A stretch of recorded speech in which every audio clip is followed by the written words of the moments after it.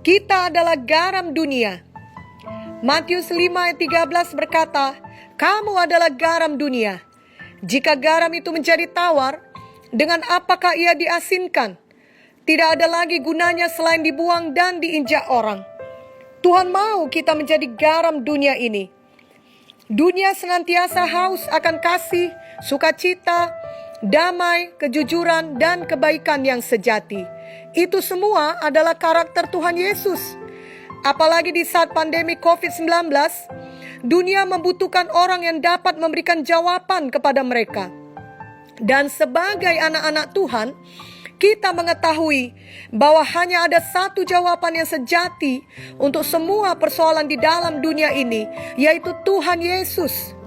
Itu sebabnya hidup kita harus menunjukkan Tuhan Yesus kepada mereka. Dengan demikian kita menjadi garam dunia. Tuhan Yesus harus benar-benar menjadi yang pertama dan selalu ada dalam hidup kita. Barulah kita dapat menjadi garam dunia yang sejati. Sadar atau tidak sadar, dunia di sekitar kita memperhatikan bagaimana kita hidup tiap-tiap hari. Bila Tuhan Yesus adalah yang terutama bagi kita, maka kita benar-benar hidup menurut firman Tuhan. Lalu dalam kehidupan sehari-hari, kita akan memperlakukan orang lain dengan kasih. Dunia dapat melihat kehidupan kita yang penuh dengan kerendahan hati. Kita akan dikenal bukan karena kehebatan atau ketenaran atau kesuksesan atau kekayaan kita, melainkan oleh karena integritas dan kejujuran kita. Sebagai anak-anak Tuhan, tiap hari karakter Yesus semakin nyata dari perkataan dan tindakan kita. Dan itulah yang dilihat dan dibutuhkan dunia sebagai jawaban bagi mereka. Kita menjadi garam dunia. Garam yang benar-benar asin, yang membawa perubahan, membawa rasa, membawa dampak yang lebih baik, bahkan dampak yang dapat bertahan sampai kepada kekekalan. Kita tahu bahwa hampir setiap masakan utama membutuhkan garam untuk menghasilkan cita rasa yang baik, sehingga kita dapat menikmati saat memakannya. Apakah itu sup, semur, steak, ayam goreng, atau apa saja. Bila sama sekali tidak ada garam, biasanya orang tidak begitu menikmati memakannya, bahkan mungkin tidak mau memakannya karena rasanya yang hambar. Namun kalau kita perhatikan, ketika seseorang memakan suatu masakan yang enak, ia tidak akan pernah berkata, garamnya enak sekali. Orang biasanya akan berkata, supnya enak sekali, atau ayam gorengnya lezat sekali. Itu tergantung pada jenis masakan yang ia makan saat itu. Hal ini terjadi karena garam sudah menyatu dengan masakannya, sehingga ia kerap kali tidak mendapat penghargaan yang sepantasnya ia terima. Padahal sudah jelas, tanpa garam tersebut, maka makanan tersebut tidak akan terasa enak. Saat kita menjadi garam dunia, kita melakukannya untuk Tuhan Yesus, bukan untuk mendapatkan penghargaan, ketenaran, atau kedudukan. Bila hati kita masih merindukan penghargaan, mau dikenal banyak orang dan mengharapkan sorotan dunia, maka sebenarnya kita belumlah menjadi garam dunia yang sejati. Biarlah kita mengerti bahwa kita dapat menjadi garam dunia yang mempengaruhi dunia ini untuk datang kepada Tuhan Yesus, karena Tuhan sendiri yang memanggil dan memampukan kita. Tuhan Yesuslah yang harus senantiasa ditinggikan, dimuliakan, dibesarkan, dan menjadi fokus utama setiap orang, dan bukan diri kita. Menjadi garam dunia tidak harus merupakan hal yang besar, seperti memberi sumbangan dalam jumlah besar. Justru kita perlu menjadi garam dunia dalam situasi kehidupan sehari-hari. Misalnya kita tetap menguasai diri dan menjawab dengan sopan saat ada orang memperlakukan kita dengan kasar dan jahat.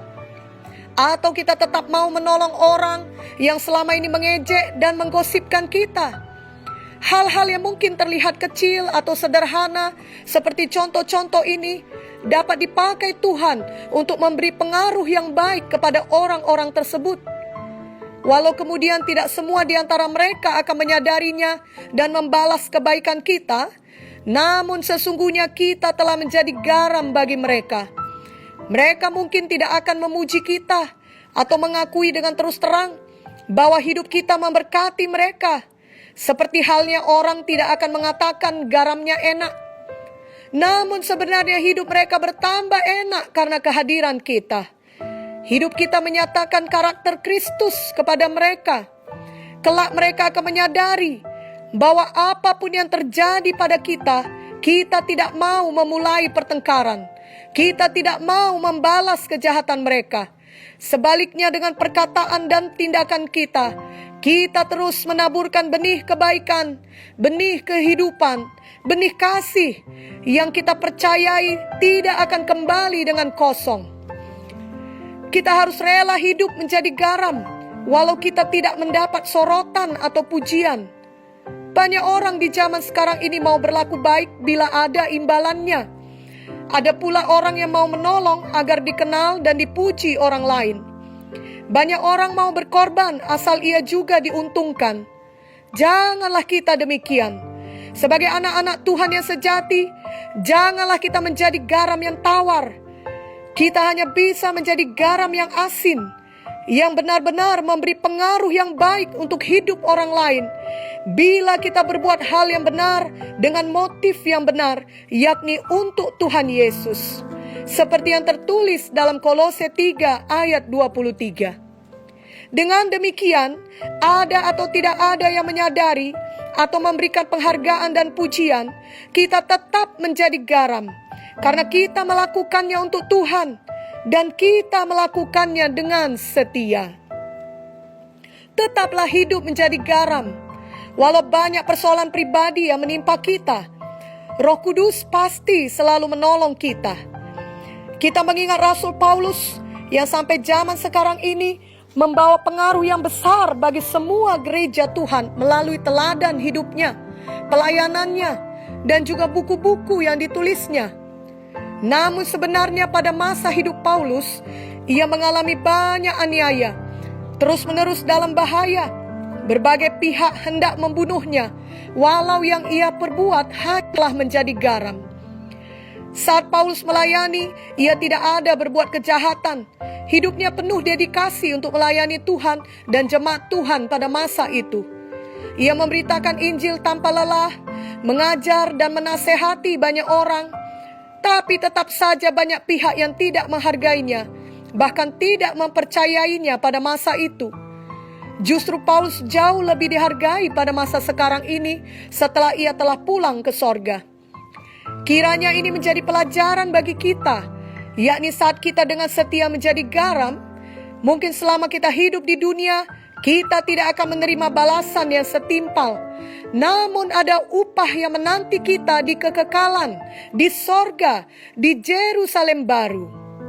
Karena itu, walaupun mata badani melihat belum ada hasil yang nyata, mari tetap melangkah dengan iman.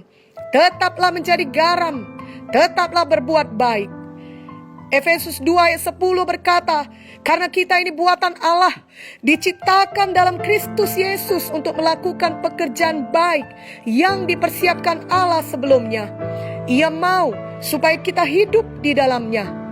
Mari kita pancarkan kasih Yesus dan beritakan tentang Tuhan Yesus tiap-tiap hari, dimanapun Tuhan telah menempatkan kita. Kita mengenal nama Yonggi Cho, yakni seorang hamba Tuhan yang dipakai Tuhan memberkati jutaan ribu orang di Korea Selatan. Namun mungkin tidak banyak yang mengetahui bahwa sebelum Yonggi Cho melayani, ada seorang perempuan yang tidak kita ketahui namanya, yang telah lebih dahulu menabur firman. Ia menjadi garam dengan bersaksi kepadanya saat ia masih sakit parah dan terbaring di rumah sakit. Jadi dimanapun kita ditempatkan Tuhan, kita adalah garam dunia. Siapapun kita, apakah kita seorang businessman atau petugas kebersihan, apakah kita seorang ibu rumah tangga atau seorang anak remaja, apakah kita seorang yang kaya atau seorang yang sudah yatim piatu, kita semua adalah garam dunia. Apapun latar belakang pendidikan kita, apakah kita seorang dokter atau hanya tamat SD, kita adalah garam dunia yang Tuhan panggil untuk mempengaruhi orang-orang di sekitar kita. Selalu saja ada seseorang dalam jangkauan kita untuk kita berkati dengan hidup kita yang memiliki persekutuan dengan Tuhan. Mungkin kita tidak dapat secara langsung memberkati ribuan orang, namun pasti ada seseorang yang bisa kita pengaruhi. Dan jiwa satu orang saja pun sangat berharga. Bahkan firman Tuhan menuliskan bahwa itu lebih berharga dari seluruh dunia ini. Dan mungkin saja satu orang yang kita bawa kepada Tuhan Yesus tersebut kelak akan menjadi hamba Tuhan seperti Yonggi Cho yang memberkati jutaan orang lainnya. Kita tidak perlu menjadi iri hati, justru kita bersyukur dan bersuka cita. Masing-masing kita memiliki tugas panggilan dari Tuhan selama kita di dunia ini. Jadi mari jangan berhenti menjadi garam dunia, walau ada pandemi COVID-19. Teruslah penuh persekutuan dengan Tuhan, karena dengan demikian kita dapat menjadi garam dunia sebagai hasil dari persekutuan kita dengan Tuhan. Roh Kudus akan memimpin kita setiap hari. Mari jangan berhenti menaburkan firman. Jangan berhenti berbuat baik. Jangan mau tenggelam dalam persoalan kita. Mari bangun dan bangkit dan mencari seseorang dengan tulus hati untuk kita berkati. Dengan perkataan kita, dengan pertolongan kita, dengan kesaksian hidup kita sehari-hari. Kita percaya bahwa setiap taburan saat kita menjadi garam dunia, tidak ada yang sia-sia. Amin.